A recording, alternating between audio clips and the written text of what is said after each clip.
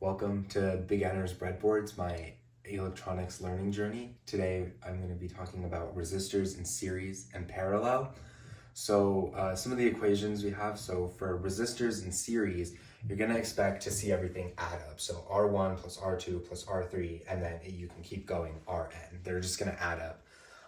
But for resistors in parallel, they're going to add up in their inverses. So like 1 over R1 plus 1 over R2 plus 1 over R3 and so on and so forth. So that's how those are going to add up. But today we're only going to be using two resistors. So this is what we're going to expect to see. In series, you're going to see R1 plus R2. And then in parallel, the equation is going to be R1 times R2 divided by R1 plus R2. So for our little experiment that we're going to be doing to show this, we're going to be building this circuit, which has 5 volts as a source, going through an ammeter or a multimeter in its current mode, and then into two 1 mega ohm resistors, and that's the total circuit. So what we're going to expect to see for your current is going to be 5 volts divided by 2 mega ohms, which is going to be 2.5 microamps. So coming over here, we have the resistors already on the breadboard. And so we're going to turn on our voltage source, which should already be set to 5 volts, and then moving our multimeter to make it an ammeter.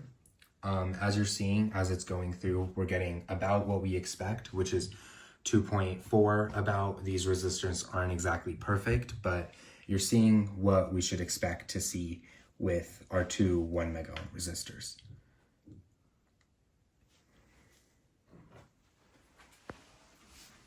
And now for the same thing, but talking about in parallel, we're going to add another 1 mega ohm resistor in parallel to the second one.